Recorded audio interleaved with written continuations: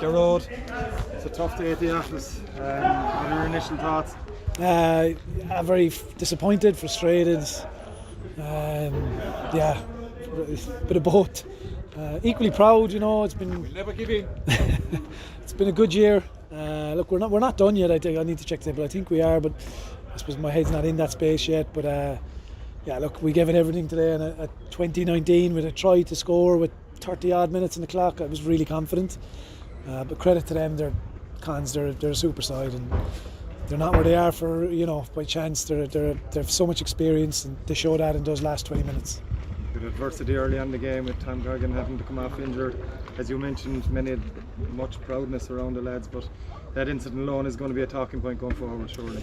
Yeah, look, it's like anything. I was animated during it, I won't lie, and I'm still pretty sure of it, but I'd never say definite until I see the video. So to be fair to Stuart, the ref, you want to give the man every chance. So I won't really comment until I see the video. But at the time, I felt it was high and I felt it was dangerous. We have a lot of emphasis on safety in the game. So regardless of the result, that's the most important point. But look, it was a flash moment. They're hard to make decisions on when you don't have TMOs, etc. So you have to defend the lads as well. It's difficult. But if I'm being honest, at the time, I felt it was high. Yeah. As you mentioned, 32 minutes, half an hour left in the game. You're in a good position.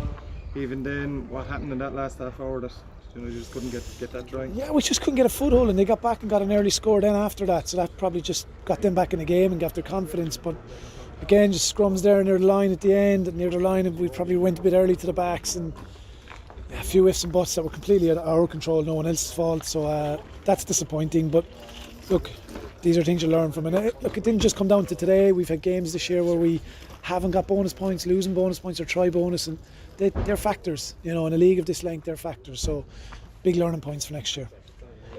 You mentioned there not getting enough losing bonus points, but looking back at the season on a whole, it started I think with that Munster Senior Cup way back, I think it was maybe August. You managed to retain that. Overall, you must have a positive outlook on the last maybe 12 months or so. Yeah, very much so. I mean, we've won back-to-back Senior Cups, first time in a long time in the club, and obviously our under-20s doing really well, winning the Dublin Walsh. And now been very close to getting into the top four, making a Bateman Cup final, which obviously was disappointing in the final, but we got there, so we have a chance for that next year. So look, all roads lead to next year, and it's an exciting time. We have a really good 20s team coming through with some exciting talent. So yeah, look, overall, reflecting on the season, it's been a hugely successful one. This is just a bit of a killer, naturally, Yeah, to finish mid-table, but you've put so much in. I think you've used maybe in excess of 50 players. It does take an awful effort to even get anywhere near the top half of Division 1. A hope for next season with young talents coming through, working with what you already have, that you can kick on and hopefully cling on to that top four next season. Yeah, top four is what it's all about, and that'll be our goal, and we'll make no bones about it.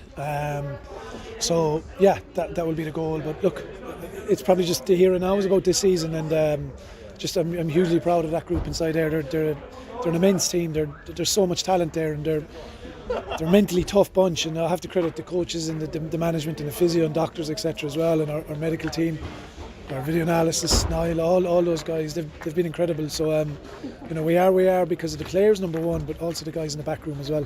And finally, very very finally, anyone listening would to you before would know what you think of AIL, and again, now today didn't go your way, but another fantastic advert for club rugby. I mean, anyone that hasn't been converted, maybe you'd be wise to give it a try. I mean, it's just phenomenal every week that we can get that output from teams up and down the country.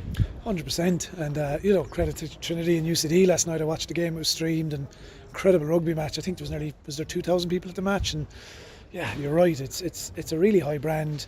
There's a little bit of maybe we take it for granted in this country, and my messages, I hope, always go to those that make the big decisions. And look, in fairness, there are a few that do get behind it, but there's probably more that can be done. It's a platform for guys to kick on professionally, but it's also a platform for guys to play rugby at a very high level. And the commitment these guys make, and we started training last May, took a bit of a break, and then went back again because we had the Senior Cup final. So it's a huge effort. And you hear about all these different sports and the commitment that's given. These guys are no different.